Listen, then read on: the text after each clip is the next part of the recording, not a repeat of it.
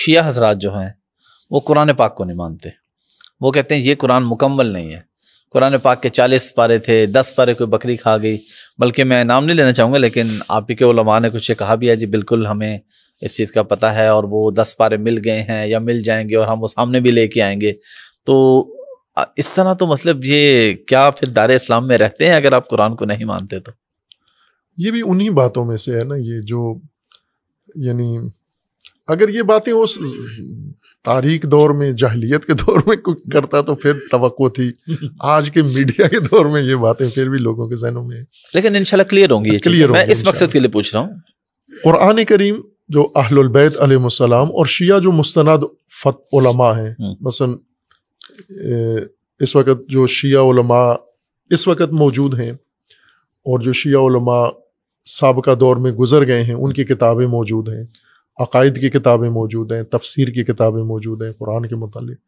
قرآن کے بارے میں اگر میں کہوں کہ سب سے مستند تفسیر ابھی تک متفقہ طور پر شیعہ و سنی علماء کے نزدیک تفسیر المیزان ہے، علامہ طباطبائی. ہمارے اساتید کے استاد تھے وہ، ٹھیک ہے، ان کی یہ تفسیر ہے. ٹھیک ہے. اور انہوں نے اس تفسیر کے اندر بھی لکھا ہے، باقی جو ہمارے جید علماء ہیں انہوں نے بھی لکھا ہے کہ یہی قرآن جو اس وقت بین الدفتین ہے، یعنی 2 جلدوں کے درمیان، تو 2 جلدوں کے درمیان جو قرآن ہے جی، یہ 30 پاروں کا قرآن اور 114 صورتوں والا جو قرآن ہے، یہ سارا یہی قرآن ہے جو اللہ تبارک و تعالیٰ نے نازل کیا ہے رسول اللہ کے قلب نورانی پر.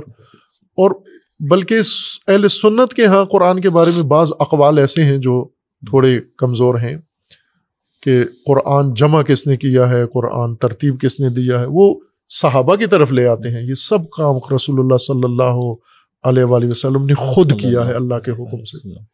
قرآن اترا بھی اللہ کے حکم سے رسول اللہ پر ہے، قرآن ترتیب بھی رسول اللہ کے حکم سے ہوا ہے، سورہ بندی اس کی ہوئی ہے، جتنی آیات، کون سی آیت کہاں رکھنی ہے، یہ سب حکم رسول اللہ سے ہوا ہے.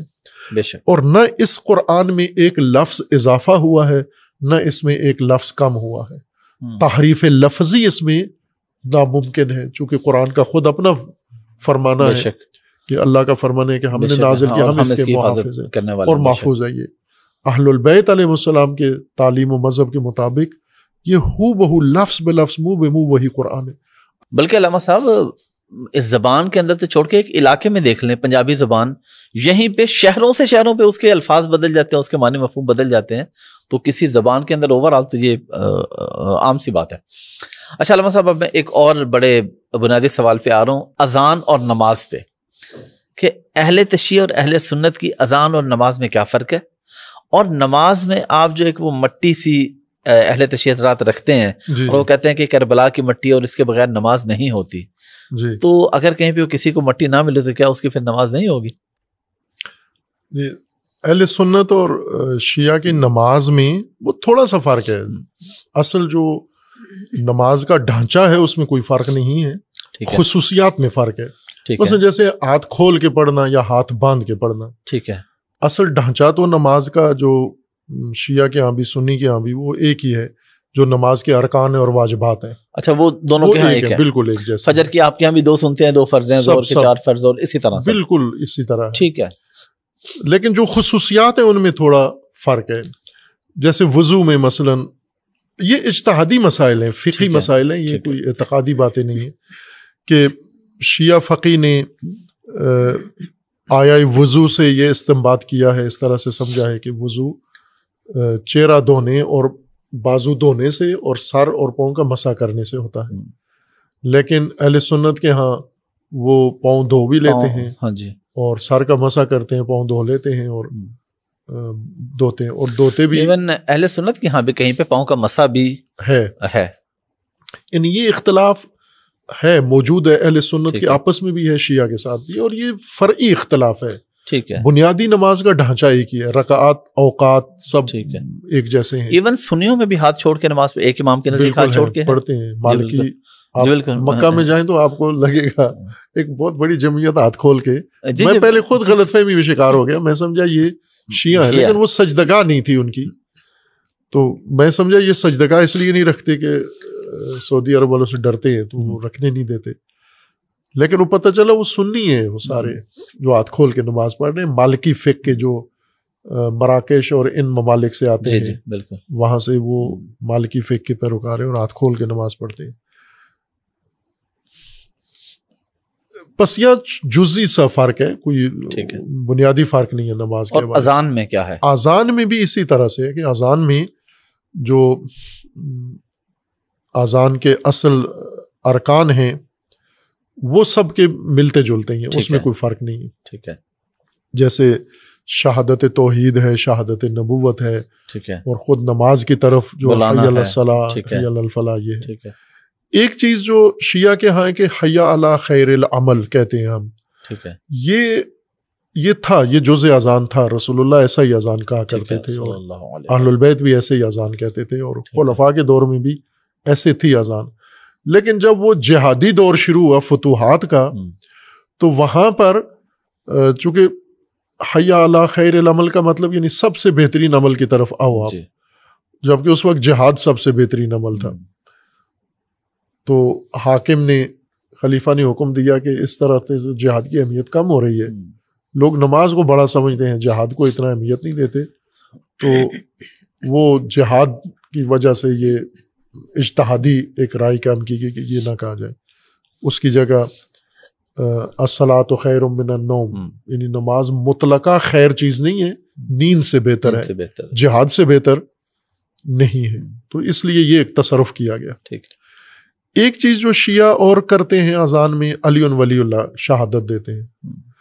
تو یہ تو شیعہ تمام فقہا اجماع ہے اس بات پر کہ یہ اذان کا جز نہیں ہے. ٹھیک ہے. ہاں، یہ اذان کا حصہ نہیں ہے، جز نہیں ہے. ٹھیک ہے. لیکن یہ اذان میں تاکید کرتے ہیں کہ اس کو پڑھا جائے، چونکہ یہی وہ بنیادی اختلافی موضوع ہے شیعہ غیر شیعہ کے اندر، امیر المومنین علیہ السلام کی ولایت. تو اس پر تاکید کے لیے یہ کہتے ہیں.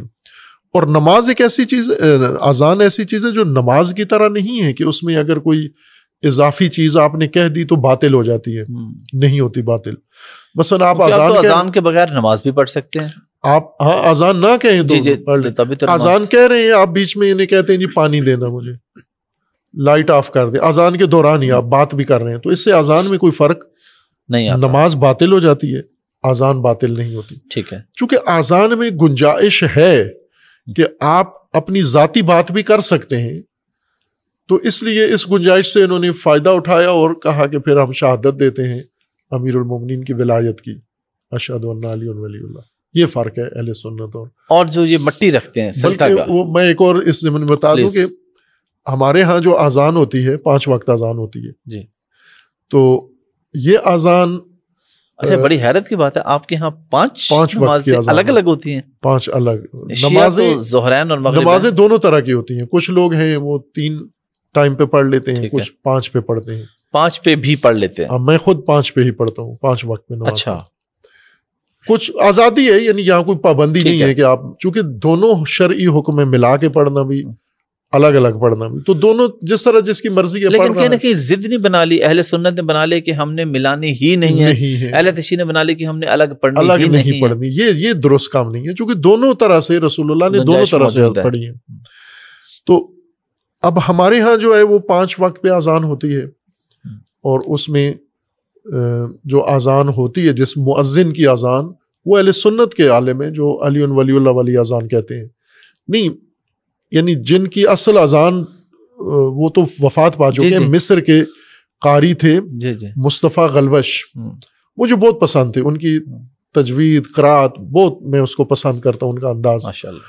اور انہوں نے اذان بھی شیعہ والی اذان کہی ہے، علی ولی اللہ والی. تو وہی اذان ہم یہاں ہمارے جو قاری ہیں، میں نے انہیں یہ کہا ہوا ہے کہ وہی غلوش والی اذان آپ نے دینی ہے. تو یہ اصل اذان دی ہی اہل سنت نے ہے، جو یہاں ہم تکرار کرتے ہیں، اس کی کاپی کرتے ہیں یا اس کے نیج پر ہمارے قاری اذان دیتے ہیں. تو یہ وہ خود غلوش کہتے ہیں کہ جب میں نے یہ اذان دی مصر میں گیا تو مجھے چڑھائی کر دی مفتیوں نے کہ یہ تو نے کیا اذان دی. تو میں نے کہا کہ میں نے کہا کہ علی ولی ہے، میں نے اذان میں کہا تو آپ بتاؤ علی ولی ہیں یا نہیں ہے. تو انہوں نے کہا ہیں. تو کہا ہیں تو پھر کیا حرج، میں نے وہاں کہہ دیا ہے، تو کیوں اتنا جنجال کھڑا کر لیا ہے آپ نے. کوئی غلط بات تو نہیں کی. وہ جو ٹکیا رکھتے ہیں نماز کے اندر، سجدگاہ اس کو کہتے ہیں مٹی کی، اس کی بنیادی وجہ یہ ہے کہ شیعہ علماء فقہا کے اہل البیت کے تعلیم کے مطابق سجدہ صرف زمین پر کر سکتے ہیں آپ. ٹھیک ہے. جو زمین چیز، جو زمین شمار ہو، ڈائریکٹ زمین، یعنی کوئی کارپیٹ، کوئی صف، ایسی چیز، کوئی کپڑا نہ ہو، مصنوعی چیز نہ ہو، کپڑا نہ ہو، اوپر کوئی اور چیز ایسی نہ ہو، جو زمین کا حصہ ہے، ٹھیک ہے، زمین کا جز ہو سکتا ہے، وہ آپ کر سکتے ہیں. ٹھیک ہے. لہٰذا آپ خاک پہ سجدہ کریں، ریت پہ کریں، مٹی پہ کریں، گھاس پہ کریں، پتے پہ کریں، لکڑی پہ کریں، جو زمین سے نکلی ہوئی اب زمین کی چیزیں ہیں ان پہ، جو زمین شمار ہوتی ہیں. ٹھیک ہے. لیکن جو آپ نے معدنیاتی چیزیں بنائی ہیں، لوہا ہے، دانتیں ہیں، معدنیات سے نکالا ہے، یا آپ نے پلاسٹک ہے، کپڑا ہے، یہ نہیں ہو سکتا، چونکہ زمین کا حصہ نہیں ہے، بلکہ زمین کو ڈھانپا ہے آپ نے ان چیزوں سے، زمین نیچے چھپا دی ہے. تو اصل جو بنیاد ہے وہ یہ کہ سجدہ آپ نے زمین پہ کرنا ہے، جو قرآن کریم کی اصطلاح ہے کہ سجدہ زمین پہ کرنا ہے آپ نے. تو زمین کا جو چیزیں شمار ہوتی ہیں وہ یہ ہیں. اب آج کل کے دور میں چونکہ جیسے ابھی ہم جہاں بیٹھے ہوئے ہیں تو نیچے زمین تو چھپی ہوئی ہے، اوپر شیٹ لگی ہوئی ہے، بالکل. تو یہاں ہم نے زمین یا تو اس کو پھاڑیں یا باہر جائیں کسی اور جگہ، تو سہولت کے لیے یہ مٹی کی ٹکیا بنا لیتے ہیں. ٹھیک ہے. یا لکڑی یا پتا یا کوئی چیز ایسی. یہ میدان کربلا کی مٹی نہیں ہے؟ نہیں، یہ تو عام مٹی ہے، اپنے علاقے کی مٹی ہے. وہ ایک الگ موضوع ہے کہ کربلا کی تربت اس کو کہتے ہیں، تربت سید الشہداء، کہ اس کا ایک اپنا حیثیت ہے کہ اس میں شفا ہے اور وہ تبرک ہے. وہ ہونا ضروری نہیں ہے، مٹی ہونا. آپ اپنے لاہور کی مٹی لے لیں، آپ اپنے گاؤں کی مٹی لے لیں. ٹھیک ہے. سجدہ مٹی پر ہونا ہے، زمین پر ہونا ہے، اس کی یہ حکمت. علامہ صاحب، آپ نے ماشاءاللہ سفید سوٹ پہنا ہوا ہے، تو شیعہ حضرات تو صرف کالے کپڑے پہنتے ہیں، یا کالے کپڑے کیوں پہنتے ہیں؟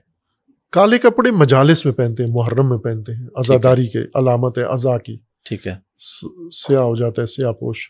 ٹھیک ہے. اور کئی ملکوں میں ہے مختلف، مثلا انڈیا میں عزا کی علامت سفید کپڑے ہیں، وہ سفید کپڑے پہنتے ہیں. جب کوئی مر جائے تو وہ سارے سفید پوش ہو جاتے ہیں. ٹھیک ہے. اسی طرح بعض دیگر ملکوں میں وہ سیاہ پہن لیتے ہیں. تو اب شیعہ کے ہاں یہ ہے کہ عزادار سیاہ لباس عزا کی علامت ہے. ٹھیک ہے. تو وہ خصوصاً محرم میں ہی پہنتے ہیں، ہمیشہ نہیں پہنتے، مختلف لباس پہنتے ہیں جس طرح دوسرے. اور محرم میں بھی بلیک سے ہٹ کے وائٹ بھی کوئی اور بھی پہنا جا سکتا ہے، اہل تشیع کے نزدیک. ٹھیک ہے. کوئی بھی آپ اکثریت تو نہیں پہنتے کالے کپڑے، کم لوگ پہنتے ہیں. باقی جو معمول کے لوگ ہیں، مثلا آپ اپنے کولیگس کو دیکھیں، آفیسز میں دیکھیں، تو وہ دوسرے معمول روٹین کے پہنے ہوتے ہیں.